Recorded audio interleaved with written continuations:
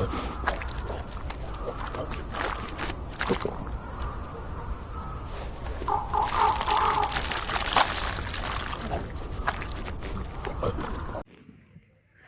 علیکم لسنرز، میں ہوں آپ کی ہوسٹ نیلم، اور نیلم آپ کو اپنے چینل میں ویلکم کرتی ہے۔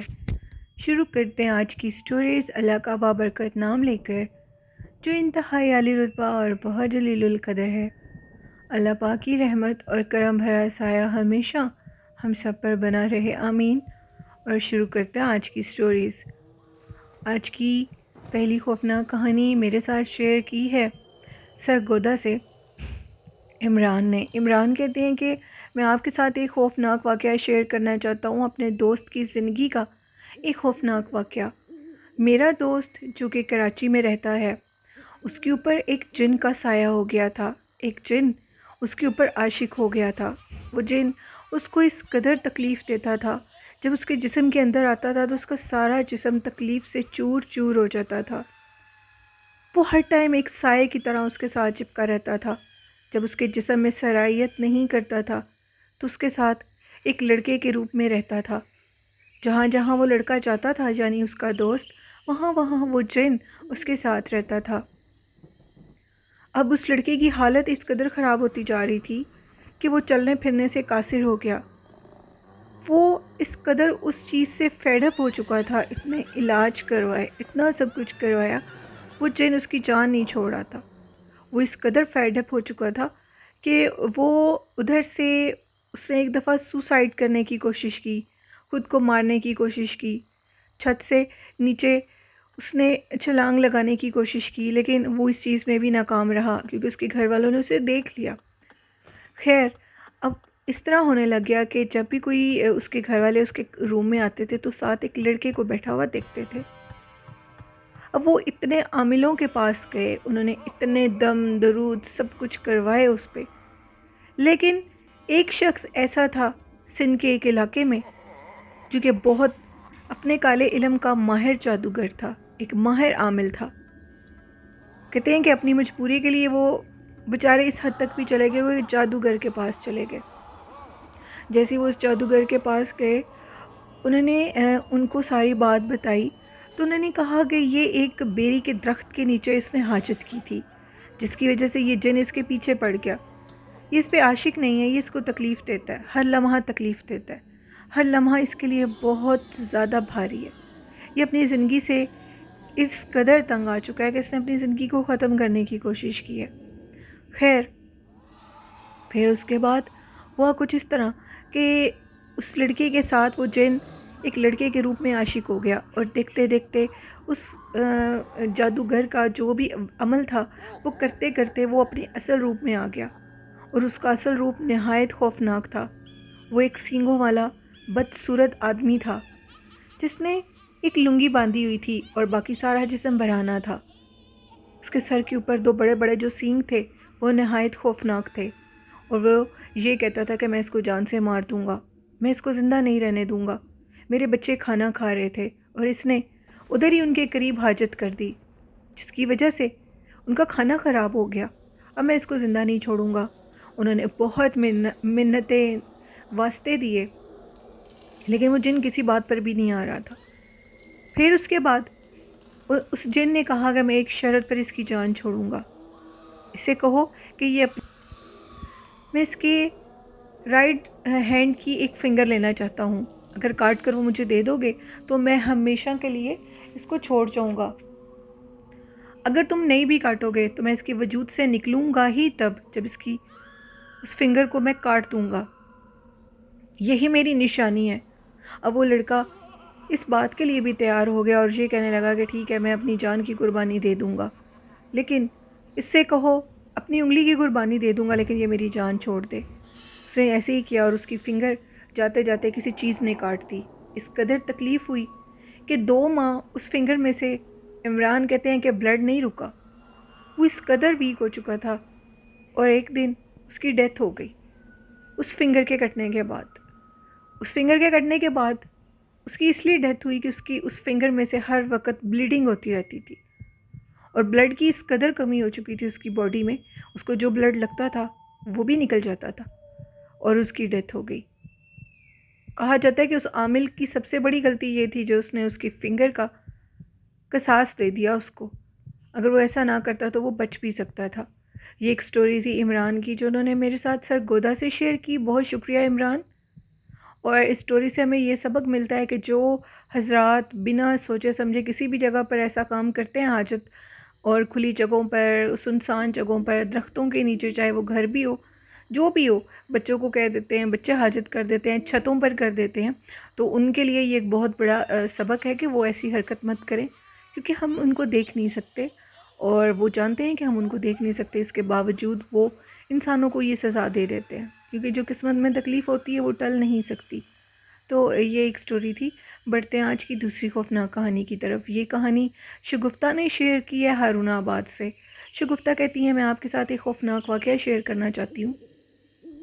سٹوری اس طرح ہے کہ یہ ایک بہت روحانی قصہ ہے، جنات کا قصہ بھی ہے اور اس میں روحانیت بھی ہے، اسلام سے ریلیٹڈ۔ ہوا کچھ اس طرح کہ کوئی جاننے والے تھے ان کے، اور انہوں نے ایک گھر خریدا۔ جب انہوں نے وہ گھر خرید لیا تو وہ لوگ کافی عبادت گزار تھے اور ان کے رزق میں کافی تنگی آ رہی تھی۔ ان کو کسی بزرگ نے کہا کہ آپ بہت زیادہ درود ابراہیمی پڑھا کریں، تو انہوں نے اپنے گھر میں سب نے خوب درود ابراہیمی پڑھنا شروع کر دیا۔ اب ان کے گھر میں جو جنات تھے وہ ان کو دیکھتے تھے، وہ درود ابراہیمی پڑھتے تھے۔ اب ان کا ایک بزرگ شخص تھا جو کہ درود شریف پڑھ رہا تھا۔ جیسے وہ درود شریف پڑھ رہا تھا تو کچھ جنات اس شخص کے پاس حاضر ہو گئے اور یہ کہنے لگے کہ جو کچھ تم پڑھ رہے ہو وہ ہمیں بھی پڑھاؤ۔ انہوں نے وہ ان کو پڑھانا شروع کر دیا درود شریف، حتیٰ کہ وہ جانتے تھے کہ وہ جنات ہیں۔ اب وہ جنات یہ کہنے لگے کہ تمہیں جس بزرگ نے یہ وظیفہ بتایا تم ہمیں ان کے پاس لے کر جاؤ، ہم ان سے کوئی بات کرنا چاہتے ہیں اور یہ وجہ بتانا چاہتے ہیں کہ تمہارے رزق میں تنگی کیوں ہے۔ اب وہ ادھر وہ جو بزرگ تھے وہ چلے گئے انہی عامل کے پاس اور انہوں نے کہا کہ اس طرح رات کو میرے ساتھ ایک معاملہ پیش آیا ہے۔ تو یہ بات وہ کر ہی رہے تھے تو وہ جنات 3-4 مرد تھے جو کہ اس بزرگ اللہ والے کے پاس حاضر ہو گئے اور یہ کہنے لگے کہ ایک تو یہ جو درود شریف پڑھ رہے ہیں یہ بہت زیادہ اچھا اور اکثیر ہے ہر کام کے لیے، اور ہم نے جب سنا تو ہم ان سے یہ پڑھنے لگے اور باقاعدہ سیکھا ہم نے۔ دوسری بات یہ کہ ان کے گھر میں رزق کی تنگی اس لیے کہ اس درود شریف سے پہلے یہ بہت سے وظیفے عمل کرتے تھے جس کو دیکھ کر ہم کافی ہنستے تھے کہ یہ کیا کر رہے ہیں، لیکن یہ جو عمل آپ نے ان کو بتایا یہ بہت اکثیر اور بہت آزمودہ ہے۔ لیکن ان کے گھر میں رزق کی تنگی اس لیے ہے کہ ان کے گھر میں بہت زیادہ گندگی رہتی ہے۔ یہ گھر میں ان کی جو خواتین ہیں وہ گھر میں صفائی کا خیال نہیں کرتی، جس کی وجہ سے ان کے گھر میں تنگی ہے بہت۔ اس تنگی کی وجہ سے ان کے رزق میں کمی ہے۔ اگر یہ اپنے گھر کو صاف رکھیں گے تو ان کے اوپر بہت زیادہ اللہ کی مہربانی ہوگی، کیونکہ کہا جاتا ہے کہ صفائی نفس ایمان ہے۔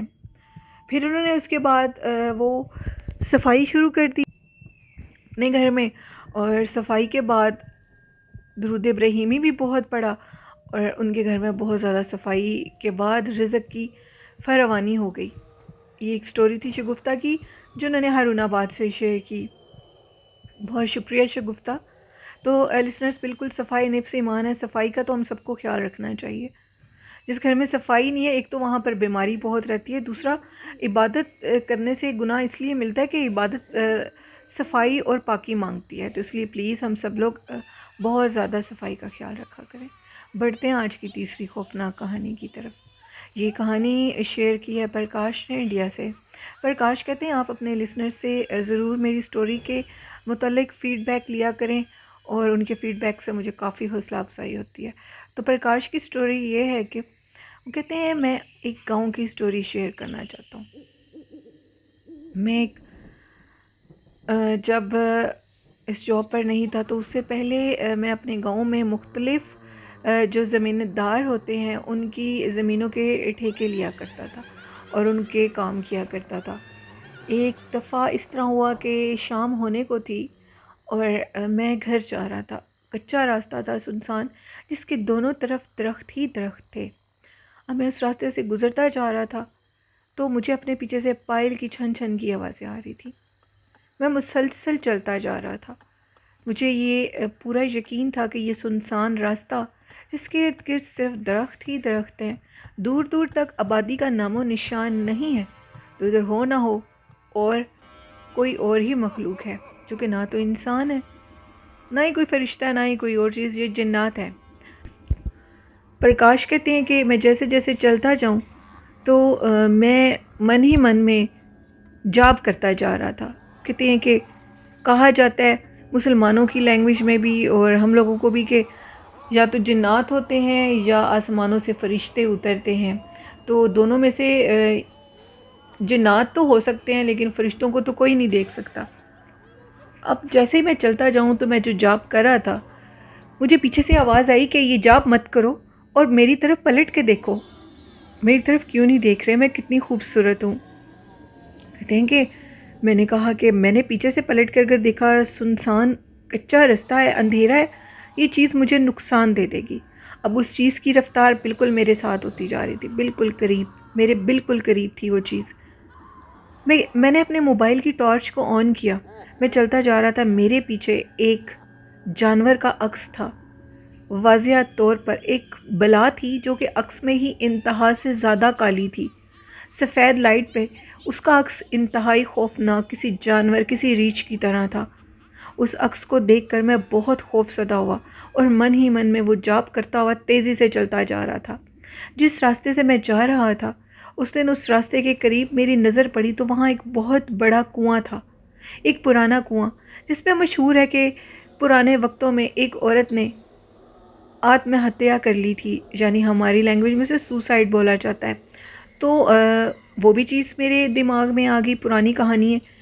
اب میں جیسے ہی اس کنویں کے قریب آیا تو وہ جو بھی آفت تھی، میرے دیکھتے دیکھتے اسی لائٹ میں میں دیکھتا ہوں کہ وہ آفت اسی کنویں کی طرف جا رہی ہے، اور چلتے چلتے اس سائے میں دیکھ رہا ہوں کہ وہ جو چیز مجھے اپنا واضح کری ہے وہ اس کنویں کی دیوار پر بیٹھ کے، وہ جو بنی ہوتی ہے چاروں طرف، ادھر بیٹھنے کے بعد مجھے یہ لگا کہ جیسے کنویں کے اندر کوئی گر گیا ہو اور پانی کی آواز آئی ہو۔ پھر میں نے سوچا کہ کنویں میں پانی تو ہوتا ہی نہیں ہے، کنواں تو خشک ہے، اس کنویں کو بند کر دیا گیا ہے۔ وہ چیز پورے طریقے سے مجھے اپنی طرف متوجہ کرنا چاہتی تھی، لیکن میں جاپ کرتے جا رہا تھا اور چلتا جا رہا تھا۔ اس جاپ میں وہ کہتے ہیں کہ اس قدر طاقت تھی کہ وہ چیز میرے قریب نہیں آ سکی اور میں بچ گیا۔ اور اس کے بعد میں نے یہ توبہ کر لی کہ میں اس کچے کے راستے سے آج کے بعد نہیں کبھی بھی جاؤں گا۔ یہ وہ راستہ بہت زیادہ ہانٹیڈ ہے۔ کہا جاتا ہے اس پرانے کنویں پر ایک آتما کا بسیرا ہے جو کہ بہت سے لوگوں کو تنگ کرتی ہے، بہت سے لوگوں کی اس نے جان بھی لی ہے۔ وہ باقاعدہ گھروں کے باہر آ کر لوگوں کو آوازیں دیا کرتی ہے۔ اس کو ساری بستی کے نام پتہ تھے اور وہ مردوں کو زیادہ تر بلا کر اپنا نشانہ بناتی تھی اور ان کو مار دیتی تھی، اسی کنویں میں پھینک کر ان کی آتم ہتیا ہو جاتی تھی۔ یہ ایک سٹوری تھی پرکاش کی جو انہوں نے انڈیا سے شیئر کی۔ بہت شکریہ پرکاش اپنی سٹوری شیئر کرنے کے لیے۔ پرکاش کہتے ہیں کہ اس سٹوری سے ریلیٹڈ آگے ایک نیکسٹ پارٹ بھی ہے جو کہ میں آپ کے ساتھ جلدی شیئر کروں گا۔ یہ ایک بہت انٹرسٹنگ سٹوری ہے۔ یہ واقعہ میرے ساتھ دوبارہ بھی پیش آیا میری غلطی کی وجہ سے، اور میں یہ آپ کے لسنرز کے ساتھ ضرور شیئر کروں گا۔ یہ ایک لمبی سٹوری ہے، تو لسنرز آپ کو پرکاش کی سٹوری کیسی لگی اپنا فیڈ بیک ضرور دیجیے گا۔ اور یہ تھی آج کی کچھ خوفناک کہانیاں، آپ لوگوں کو کیسی لگیں اپنا فیڈ بیک ضرور دیجیے گا، اور اسی طرح میرے چینل کو سبسکرائب کرتے رہیں اور لائک کرتے رہیں اور شیئر کرتے رہیں۔ آپ بھی اپنی خوفناک، دلچسپ، ناقابل فراموش واقعات شیئر کر سکتے ہیں میرے ای میل آئی ڈی میں اور فیس بک آئی ڈی پر اور کومنٹ باکس میں بھی، جو کہ ڈسکرپشن باکس میں مینشن ہے۔ آج کا اچھا میسیج ہے کہ ہمیشہ نیکی کے کام کریں اور اپنے والدین سے محبت اور پیار کریں۔ آئی ہوپ اس پہ آپ ضرور عمل کرتے ہوں گے، اور اسی کے ساتھ اپنی ہوسٹ نیلم یاسین کو اجازت دیجیے۔ مجھے اور میرے والدین کو اپنی ڈھیروں دعاؤں میں یاد رکھیے گا، اپنا اور اپنے والدین کا خیال رکھیے گا۔ اللہ حافظ۔